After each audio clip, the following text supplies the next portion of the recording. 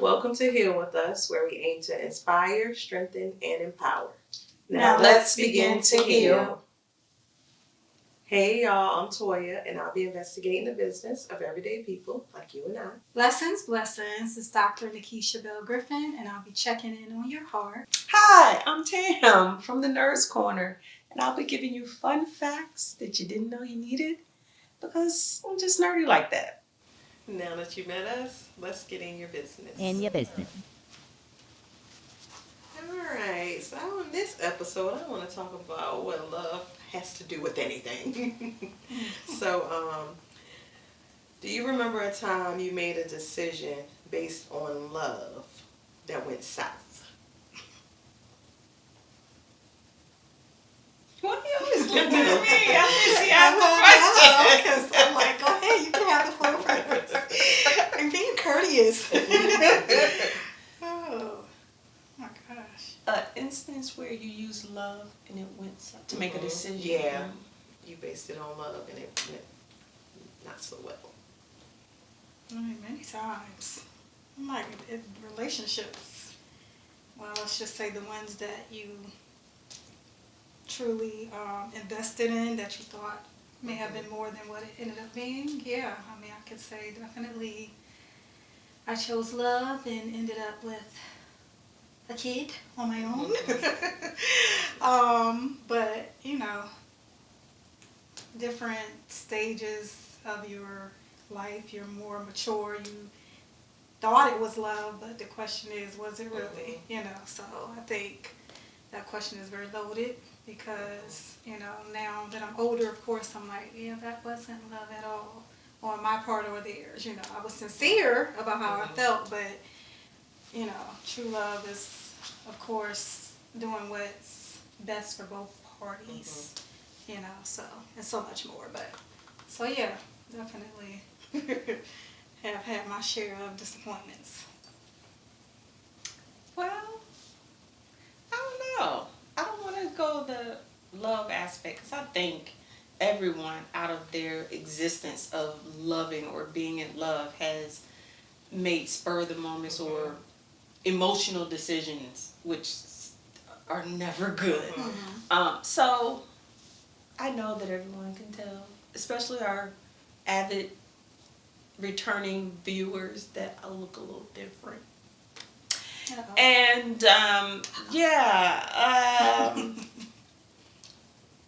not gonna say, because I'm not that vain. I'm not gonna say, oh, I loved my hair. I'm not gonna say I'm vain, but I love the picture and the example that was taken to the individual.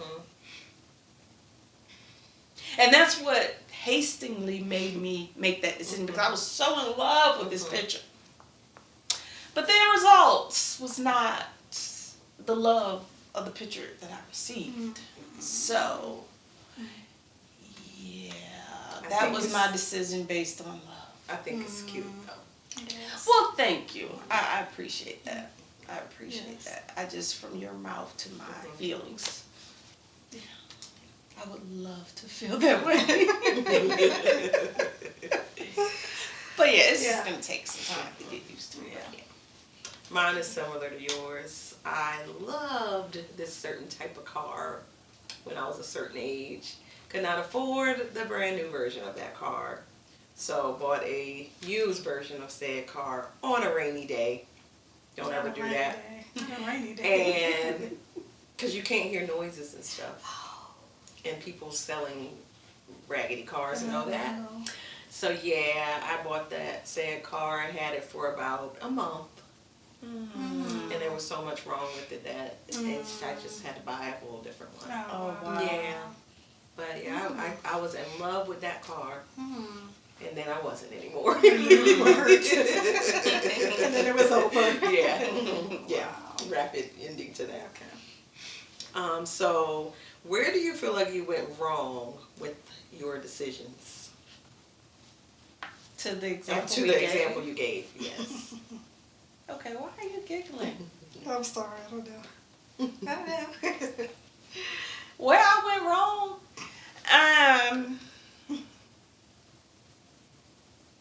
Said my butt down in that chair and getting it done. Point blank in the period. I ain't even gonna hold you. Like, I had so many apprehensions before, the night before. And wow. that's why I say listen to your gut. Like, listen to your gut, because that's one of the gifts that God gave us women. It's our intuition. And I don't know. I don't know. I mean, something needed to be done because of the way that it was. It was just so heavy. But I'm telling you, it was just like, it kept popping up like, just cancel. Just cancel. And I went ahead and, yeah. So, just not listening to my intuition. Okay, I'm going to do like her. What's the question again? Where did you go wrong with the example that you gave? Oh, yeah, definitely the same. Like, the red flags were always there. It was just, I'm going to see what I want to see and do what I want to do. And then because of that, you and your hard-headed self learn the hard way, you know, and then you got to doggy pedal backwards or whatever and try to fix your life back, you know, put things back together again. But, you know, God's good. Yeah. He redeems. He's a redeemer. Yeah, same with me. Like, everybody around me was like, you need to check this out. You don't need to buy it the first day. Like, do a couple test drives. But I was just like, that is the car I want, so I don't care what none of y'all are saying. Yeah. That's where I went wrong. If everybody's telling you something, wise counsel. just listen a little bit. Open your ear a little bit. Just a little bit. Just a little. And then how did you overcome your decision? I have come to the conclusion that I will not be returning. Oh. Okay. Oh, that's serious. We don't trust you anymore. Okay. It's not about trust. It is. Oh. You trusted. You put your hair in said person's hands. I did. I don't know. I know that when someone has been doing a craft for so long, that their skills tend to, well, first of all, education is important no matter what you do. You constantly have to fine-tune your craft. I don't care what it is. It's true. And some people get comfortable.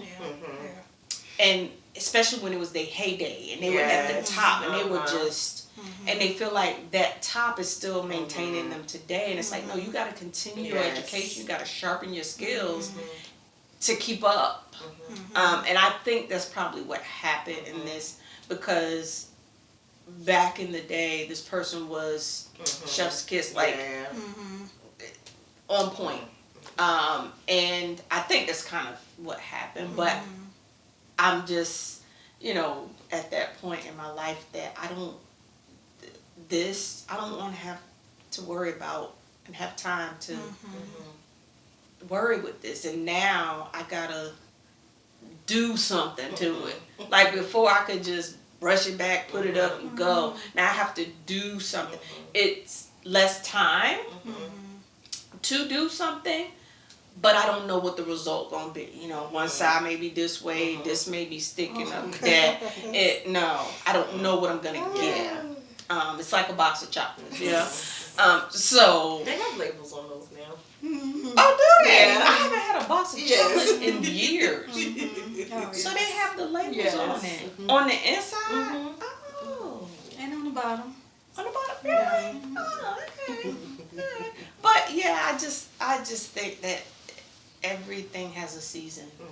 And I've reached that. That's a good point. I would say with me, I would not give people the benefit of the doubt when they tell you or show you who they are. Say that again. It is what it is. It's not if it quacks like a duck, it's a duck. So when people show you who they are, believe them. Believe them. And then keep it going. Yep. I mean, because after that, that's on you. If they screw you over or whatever it is, you knew. They showed you. Now, if you're just blind, you know, I mean, like really sometimes we just miss all the sign of red flags. We really do until it's kind of too late. But if you see the red flag, Yes. Trust it.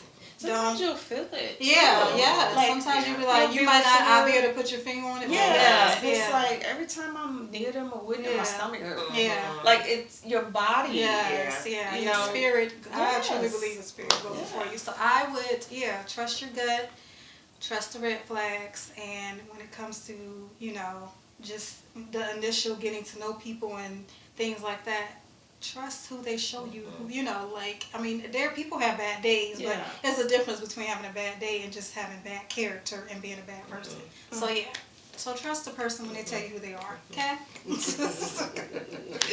I'm bad at that. I am a give the benefit of the doubt. That's like my mantra. I always, because like you said, people could be having a bad day. It could be a one-off. Right. And I always will give people the benefit, because I feel like I would want them to give me that back. You just met me at the wrong time, and I'm so sorry. But I feel like if that was the case, now knowing what I know, that person should provide that explanation. Oh, please forgive me for being short with you because da da da da. Or I was having a bad day when we first met. Let's do this again. That shows, like you said, character. That they shows that, one, they care about, how they made you feel or whatever happened, and that they really value what your impression is to them. So, but I was a real benefit of the doubt, or potential. And I think we as females are really, most of us are really good at that. Like, okay, I'm not going to just cut this person off because, such and such and such, but or not even cutting them off. Like, sometimes I think we make the mistake of not creating a boundary immediately, saying, okay, if this is who you are, that's fine, but you're not going to do A, B, and C to me, because that's not okay to me. So it's like, it's one thing to give somebody, okay, I'm gonna give you a little grace, but that grace doesn't mean you get to walk all over me.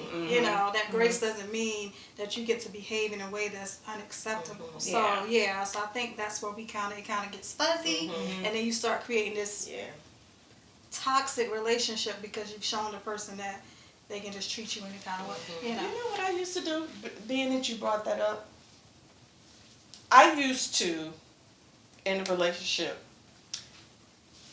carry myself where I wouldn't be that stereotype. Oh, I can't say something. They did something totally wrong to me. I can't say something because of that stigma that's put on black women.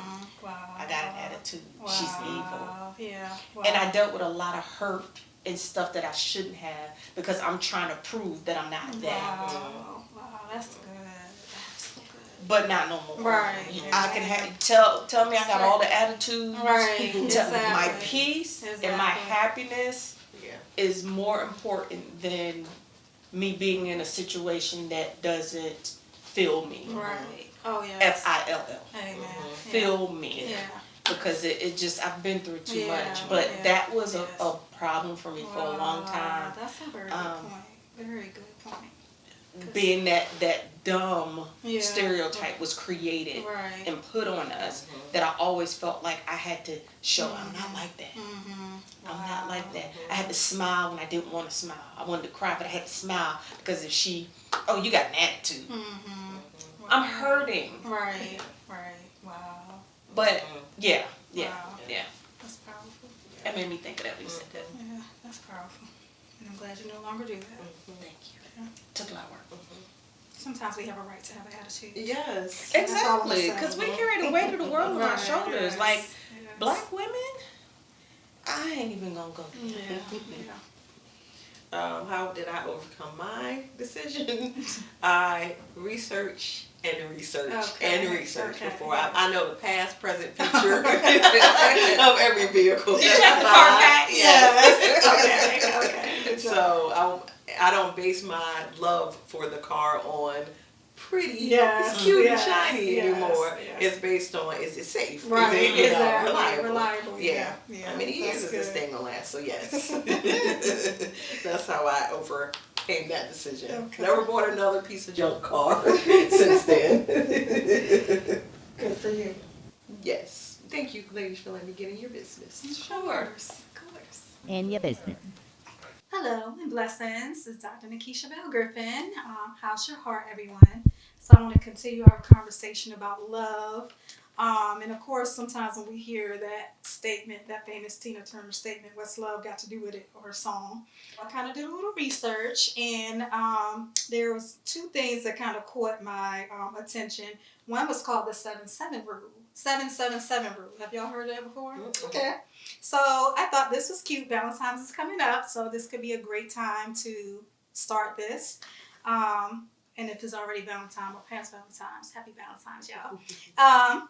But it's basically date every 7 days, get away every 7 weeks, and vacation every 7 months. Isn't that cute? Ooh, say it again. So date every 7 days, get away like a staycation or whatever every 7 weeks, and then actually go on a holiday or vacation every 7 months. Just you and your spouse or significant other. And that's a way to kind of keep your relationship strong and healthy and vibrant and fun. So, do y'all feel like y'all do that? I think we do. We still do though. So, Okay. we just started this. Okay, y'all just started this thing. So y'all be good examples. Okay, good. So what was some of your favorite, I guess, dates? I'm gonna ask that to both of y'all either way. Your favorite date nights, your favorite getaways or whatever. Share.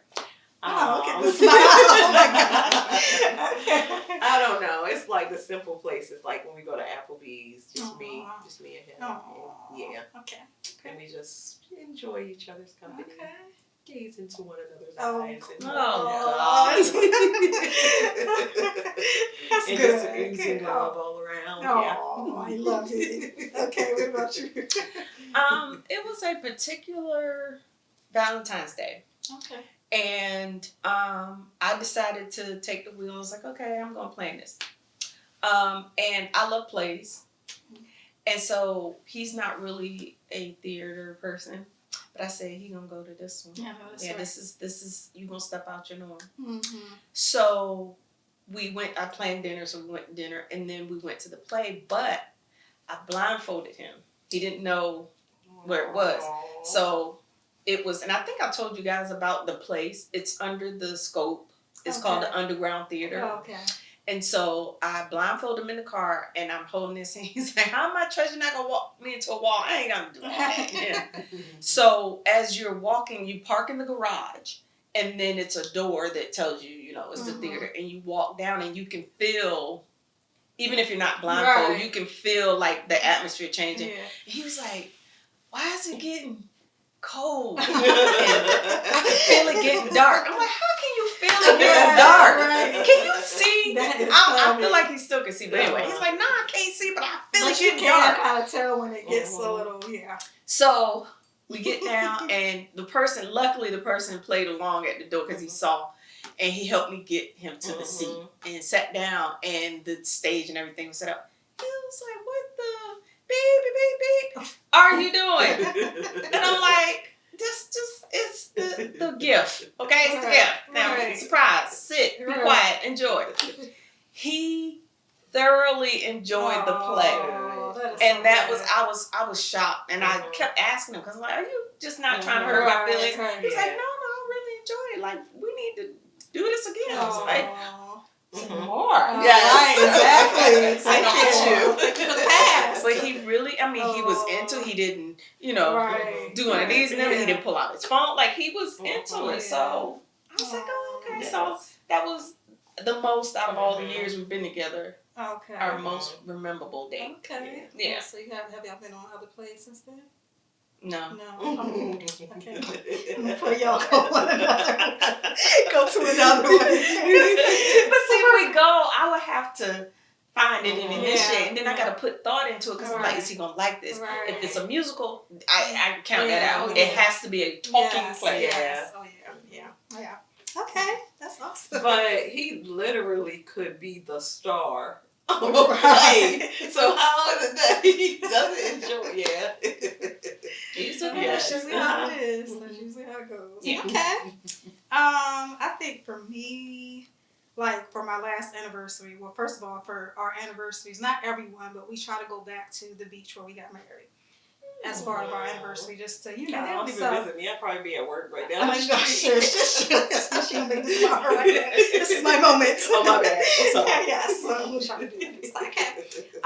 And then, but last, our anniversary, we actually did a staycation, and we went to a hotel, not too far from where we live, and it was beautiful. It was right off the water, and it was just, I mean, it was amazing how much fun we had, and we were right down the street from our house, you know, but it was just that getting away and getting to a different atmosphere, and, you know, so yeah, so we definitely want to continue to do those type of things to just keep it spicy. Well, thank y'all for sharing that. So something else I came across that I thought was significant to just maintaining true love and building your marriage and staying strong was something they call the 3 C's, which is commitment, communication, and compromise. Okay? So what do y'all think is the most easiest in your marriage, and which has been the most challenging? Okay, so you said communication, compromise, and what was the commitment? Commitments, yes. The easiest for both of us, or can I just speak for myself? For yourself? Oh, well, yeah, you can. That's true because it might be different for your spouse. Me, I would have to say commitment. Commitment, okay. Yes. Oh, okay. So why so? Why do you think?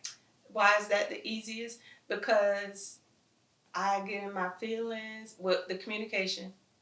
I like to bury things. I don't want to talk about it. Sometimes talking about it for me makes it worse.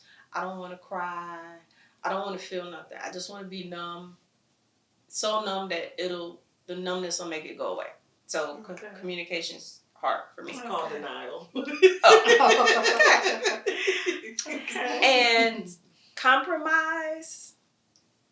Sometimes I just don't want to. Like, when you wrong, you wrong. And if you're not going to admit and apologize that you're wrong, I'm not compromising. I'm standing firm on the fact that I'm waiting. I'm waiting for you to apologize because you're wrong. So I'm not compromising. And I'm going to tell you, somebody, I heard this a long time ago. They said, is it about being right or wrong? Or is it about being at peace and you just being on the same page as a unit? It's about being right or wrong.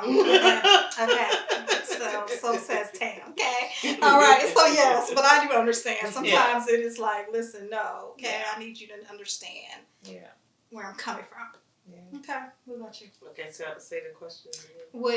Which do you find has been the easiest for you out of those 3 C's, and the most challenging? Okay. So I think communication is the easiest. Okay. Because I talk about my feelings all day, every day. Okay. And commitment is probably my hardest because I'm an Aquarius, and I might say I'm going to do this right now, but it ends up turning into something else, and that something right now doesn't get done until a month later.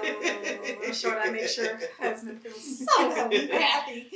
But we balance each other because he is very good at the commitment. Okay. So he's a very good example of, Okay. Yeah. Good. I think for me, the most challenging, is, I'll start with the easiest. I think the easiest is the commitment. Like, we're in it, we're, we pretty much, it's been, Lord, my daughter is 17, so 18 years. Going on 18 years. So it's like we are very, I think we have the goal that family and marriage is very important, and we're a team. Like, regardless of the challenges, we have each other's back. I think the hard part for us is communication, because sometimes you really just are not hearing each other. Like, I'm saying one thing, but you're hearing something different, and vice versa. And I'm learning, we talk about triggers, I'm learning to kind of like recognize what triggers me when I'm communicating, and to not allow it to not allow myself to become offended, because 9 times out of 10 the person or my spouse does not have ill intentions. It's just I'm perceiving it in a way where it's like, what do you mean by that?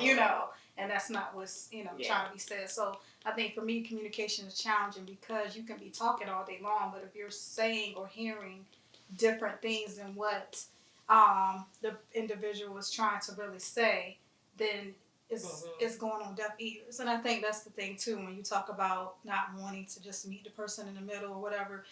I think sometimes it's just the middle is I need you to know where I'm coming from, and I need to know where you're coming from. We may have to agree to disagree, but at least we understand what each other needs are, and we try to meet there, as opposed to saying, well, your needs are greater than mine and vice versa. Just trying to find that middle ground. But yeah, so that's mine. And then I added another one. I wanted to, so instead of having 3 C's, I added a 4th one. And the 4th one to me is important, the connection. So, and like connecting spiritually, physically, emotionally, and spatially, because did I say that right, y'all? Spatially, spatially, however you want to pronounce that.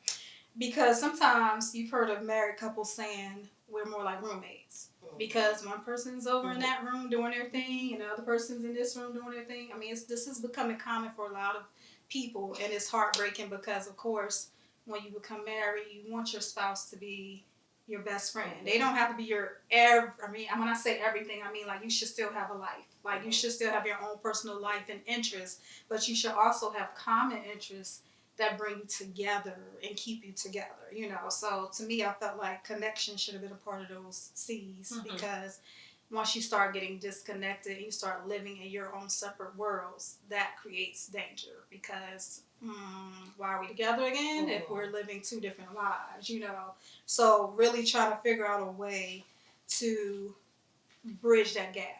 And it's not to say it's easy and both people have to want it because one person can't fight for it on their own. And I think for me, a challenge has been in that area where I'm not necessarily the greatest extrovert, but I like doing stuff outside of my home. And, I don't always like being in big crowds. Sometimes that can be overwhelming or just, especially when you're trying to be with your spouse, it can be kind of like annoying.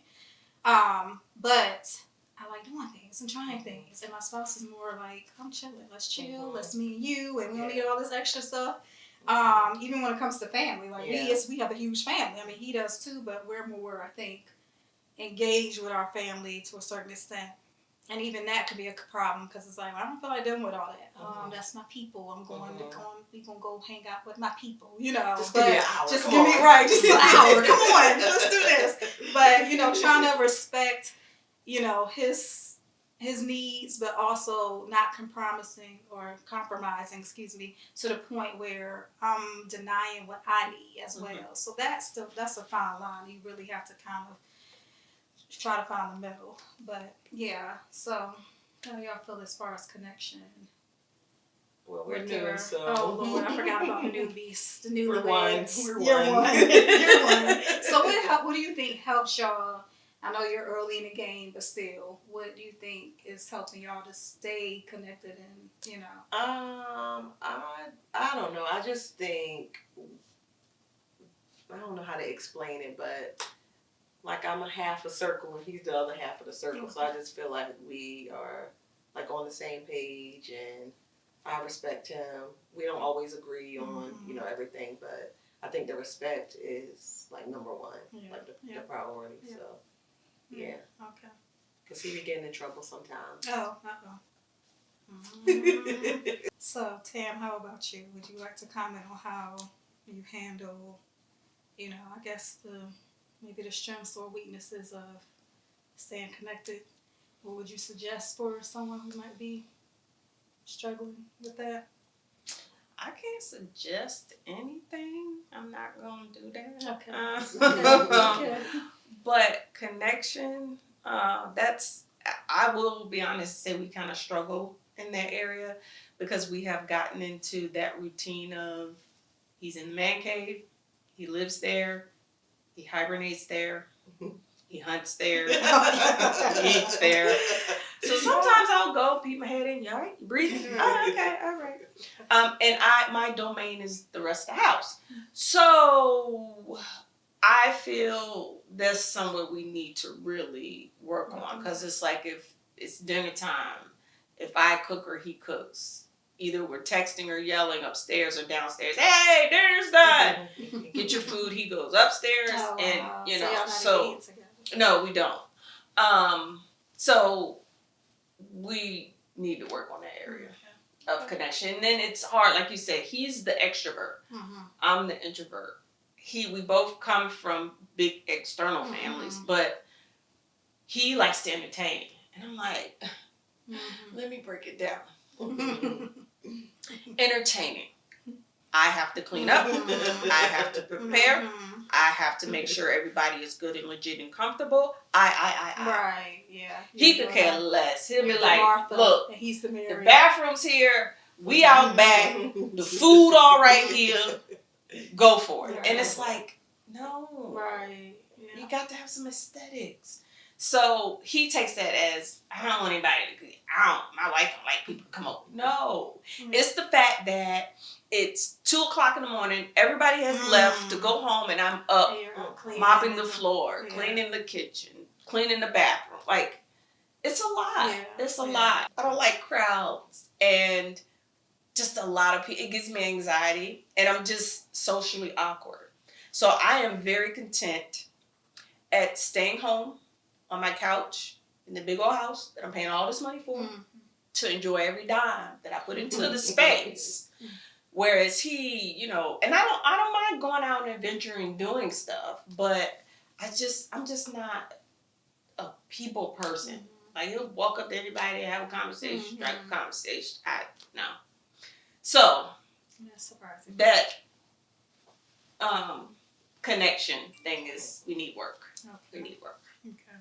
And I think as I'm listening to you, I'm thinking about what you said too about like seasons in your marriage, because we all have seasons, like you're in your newlywed season. I think hopefully what would be helpful is to remembering what connected you in the first place. Now, we do change, we grow and mature, and some things that we used to like, we may not like anymore, or whatever, but trying to remember what pulled you together, what was it that made you want to be in that person's space. Hopefully it's not anything shallow. And if it was, hopefully you can grow beyond that. On both ends, it was physical attraction. Okay. Yeah. So. And I did want to ask you, like, have y'all always been like that? Like your space, his space, and within the house? No, because we were in a smaller house. I think once we got into this bigger space, it formed itself. Because, to me, I still hear the connection because he's respecting your space, you're respecting his space, and then when y'all need to come, you're right in there, you know what I mean? Like, so I just think that's what it looks like for y'all. I don't think you're disconnected. I just think... Well, I wouldn't say we're disconnected. I just think that we could put a little bit more work into, like, quality time. Like, we spend quality time, but not... You want it in the house. In the space. And he's like, if there's a whole bunch of people, we're doing this. Yeah. So... Yeah, because like yesterday, we spent time together. We rode around looking at houses and just... driving around, we got ice cream, we'll spend time that way, or we'll go to the store, during lunchtime, because both of us work from home. So we'll spend quality time, or, rock, paper, scissors, who's going to pay for lunch. But our thing is, and we're very comical together. So our thing is, nobody likes to drive. So... You got to call shotgun. And then, the other person will get fire hot if they got to drive. So then the whole thing turns into, never mind, I don't even want to go. So, we connect on that level. Like, we have our Uber. Yeah. That's the idea. Yes. But we connect on that. The driver. But yeah, that is the funniest thing. Like, so what I'm hearing is, oh Lord, you want more time together at home where you're more comfortable. No, I'm good. Oh, okay. Yeah, I'm good, but I just know that it shouldn't be that way. Yeah, you shouldn't be complacent with being that way. Yes. Well, why not? Yeah. Huh? Why not? It's not healthy. It's not healthy. But y'all really. Are still okay. Yeah, it was really, when you think about it, it's not healthy. So you would be happy. Are you happy? Huh? You seem like you're okay with it. I mean, like it doesn't seem like it makes I'm you not upset. okay with it. She just said she's But I know that it could be like, better. This is the way it is. This is the way it's gonna be. I'm just gonna. But the question was, well, it sounds like you want more time together at home, and the answer was, no, I'm fine. But she's not really confused. She's not really fine. She just accepted it. Is what I'm Okay. hearing. I'm reading between the lines. This is just what it is now. Okay. But it shouldn't be like this Yeah. because as a married couple, your home is your sanctuary, Yeah. and it should be a space where you commune together before you invite in strangers or friends or Do whatever. y'all have separate bedrooms? Oh No. Okay. no, but that is again. She said that it was the physical, but we cannot just survive off the physical. But no, what I'm saying is even though I got this part and you got that part of the house, we're back together at night. Not really. Okay. I feel you, Rose. Rose is trying to get the sunshine and the rainbows. I mean, you got to realize we've been together for 4 years. Mm-hmm. So, no, 25. Well, we took a 2-year break, Okay. but we met in 2000. Mm-hmm. Okay. We started dating in 2000. Okay. So, it's been a long time. And I feel like once you get those years under your belt, you get into a routine. Mm-hmm. But I don't think it's to the point that it's affecting our marriage. Yeah. But I just know that coming from the connection in which she was explaining, it should be better. Maybe you gotta start with 5 minutes. Of I what? like that idea. 5 minutes a Of week. what? No, he's a boy. What does that mean?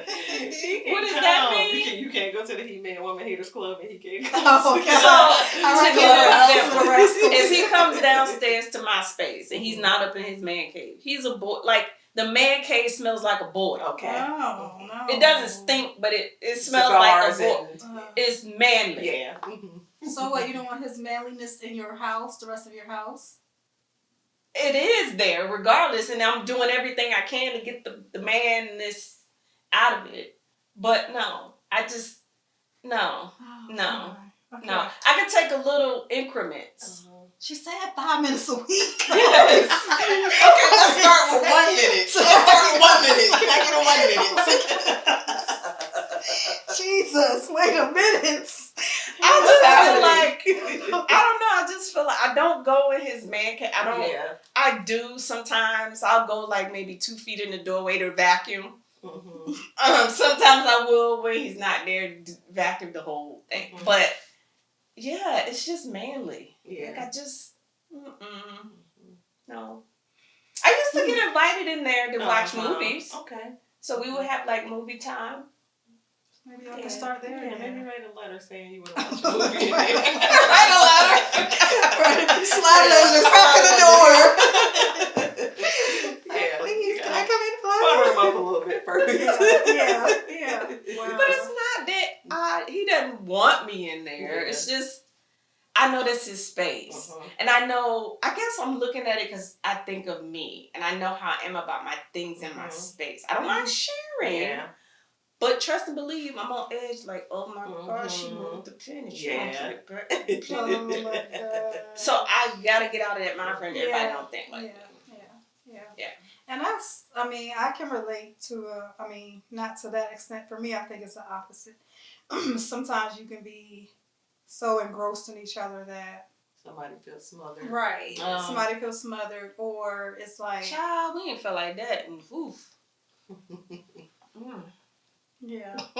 So I think it's important for couples, to find that medium where it's like we're connected enough to stay actually connected and know each other and not miss red flags, because that's when serious stuff can start happening when you have too much of a disconnect, or but also giving people space enough to breathe and be able to be themselves, and because everybody has different. I saw one of these Hollywood actors, I can't think of her name. She said her and her husband have 2 different houses, and their marriage works. Like, that works for them. And I'm like, Well, I guess as an actress or actor, Right. you're all on sets a lot. So that might just feel But more see, normal. I feel like know. that's even worse because I've heard of stories where people have fell in love with their co-star on set. No good and got well. They married, children, responsibilities. And I just feel like I don't know about that. I don't think that how authentic is that? Yeah, I don't think that would. I mean, I understand. The longer you get married, you're married.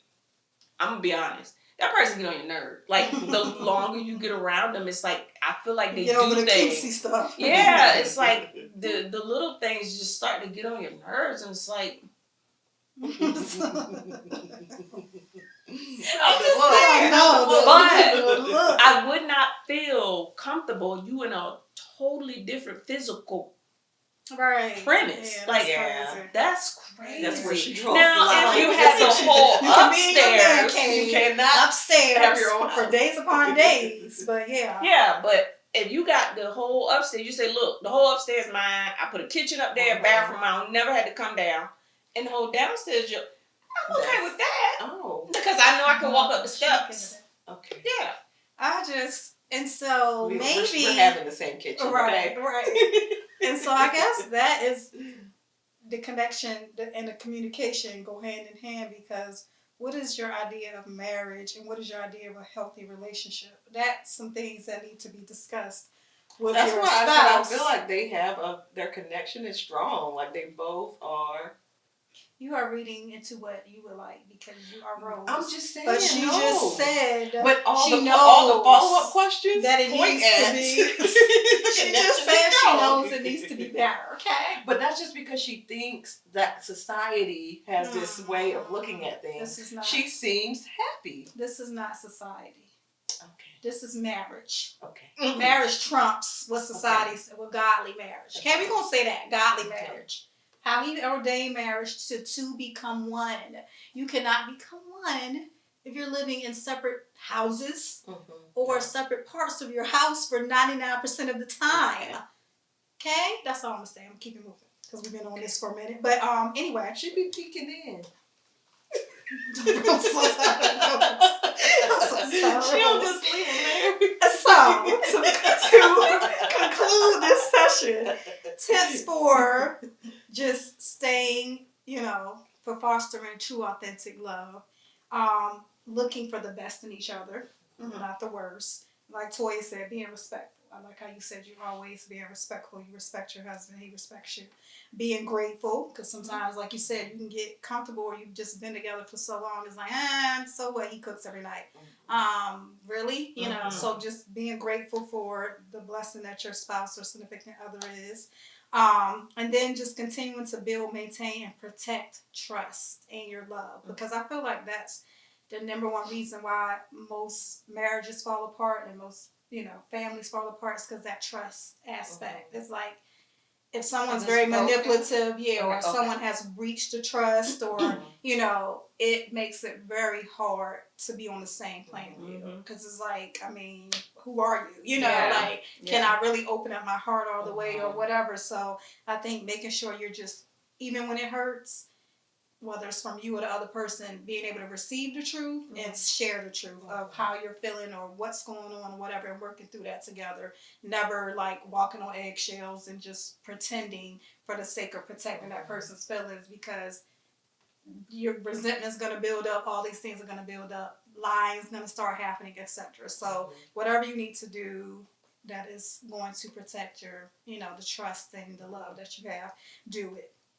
And then knowing yourself first and taking care of yourself, because a lot of times we get into relationships and we even get married and we don't realize certain things about ourselves. And it's like, why am I feeling this way? Because this person said this to me. Like they weren't trying to attack me, but I'm feeling attacked right now. You need to know what your triggers are. You need to know where your broken places are. And one thing I've learned is like sometimes you and your spouse are broken in the same areas. And that can cause a serious problem, because somebody got to say, okay, somebody has to just, even if it's just being quiet and recognizing that in that moment, like, all right, I'm not going to respond from this broken place because I know this is what is the norm. I'm gonna shut up and just give one another a chance to kind of like process and then come back to this. So sometimes that can be dangerous when because like you're so close to something, you don't realize that this is what the issue is. It's like, why are we love each other, but then we're always going at it for it could be one particular issue or whatever, and it's like all of a sudden your best friend becomes your enemy. But what in the heck is happening? Clearly there's something that needs to be addressed. It's something underlying. So I think figuring out what that is and then being open and honest about it will hopefully get you on the same side. And then I'll close by saying just a reminder that unhealthy love, which is not true love, is like being manipulated or manipulating, lying, feeling fearful, because you should never fear the person you're loving. That just don't even go in the same sentence. Lack of trust, of course, and then being codependent. And when I say codependent, it's like, oh my gosh, should I do this? What is she going to think? Or what is he going to think? Or, et cetera, et cetera. Everything that you're feeling and thinking is based upon what this other person is going to say or do. Codependency. Yeah, and true love is love that is, I can bust out 13, what is it? I was about to say 13 Corinthians, 2 Corinthians 13, but I'm just going to say love, authentic, pure love, is loving yourself first and then loving others as you love yourself in a whole way, okay? If you're hurt and broken, then you ain't going to love nobody the way they need to be loved, so get your heart right first. Yeah, that's all I have for y'all. Thank you. Remember to guard your heart with all diligence, for out of it flows the issues of life. Hello. Welcome to the Nerds Corner. Oh, we're getting nice and so we're talking about love today. I want to talk about, of course, the nerdy aspect of love. What physically happens in your body and your heart when you fall in love. Okay. So, love happens less in the heart and more in the mind. So when you say I'm in love or I'm feeling love, it's not in your heart. It's all in your mind. It's in your brain. The hormones, it's where hormones release and the brain chemicals are triggered. And I talked about this some wee episodes back, and we talked about dopamine. Dopamine stimulates the reward pathways and increases motivation and obsessive thoughts and behaviors to pursue the love interest. Noradrenaline causes feelings of euphoria and the psychological responses of a faster heart rate or the butterflies in your stomach. So the norepinephrine is what causes that, and the increase in energy. Like, oh my God, I gotta see this person, or I gotta call them. So I just want to give you a couple of symptoms, physical symptoms that your body does when you're falling in love or you fall in love.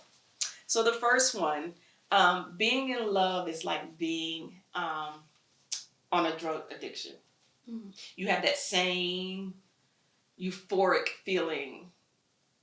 I can't say because I've never. I know, but I'm just. That's what it feels like. I get it. Yeah, yeah, because that's what they say. An addict says about the first time. It's so euphoric, and they spend the rest of their time trying to feel that feeling again, not realizing that you'll never feel that way ever again.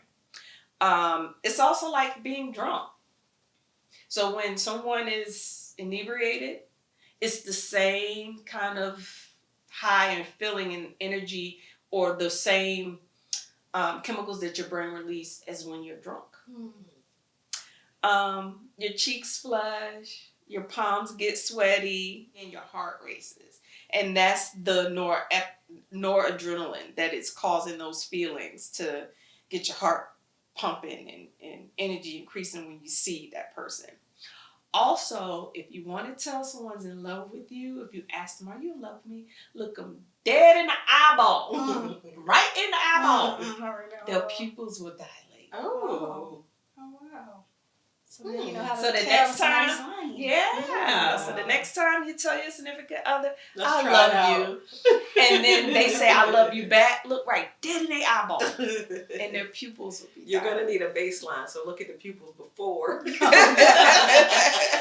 making up love and stuff. Also, you may feel a little sick, like it's not a. Remember when you were little and it was that crazy ride that would come with like a traveling carnival, and you get in and spin you around, you stuck to the wall, and you just slap happy, giggling, that type of feeling of sick, because you're still spinning around. She would be terrified. That's not happening. Now this one is kind of open-ended, but being in love might give you superpowers. So it make you feel like you can do anything. I'm invincible. Like I'm just, my cape is in the wind, and I'm just Supergirl. Yes. You know? Love ever gave you that feeling like you could just Wonder Woman. Yeah. Okay. All right. I guess that reaction means y'all not gonna elaborate. Okay, keep going. You won't be able to keep your eyes off your partner. So when you're in love, you just like, Hey, boo. bow, chicka, Hey, bow, boo. And the last one, your voice might actually get higher when you're in love. So those were some things scientifically, Boys and girls, physiologically. Boys and girls. That happens to your body when you're in love. So remember, when you're in love or you feel love, it's not in your heart. So I guess that old saying, "You're breaking my heart is broken," that's not true. Because when you're in love and you feel love, it's in your brain. So you're making me crazy. Right. Crazy That in love. sounds more appropriate. But that's all the nerd has for today. Interesting. Yeah, Thank you for joining us for another episode of Heal With Us. And remember, healing is a process, so take it one day at a time. And since we're talking about love today, the three of us would love to hear from each and every one of you. Reach out to us. We've seen your comments. We try to respond. But reach out to us. We're available across all social media platforms, all of them. Email us any questions or comments or anything. You just want to say hi. That email address is healwithus3@gmail.com. Heal with us.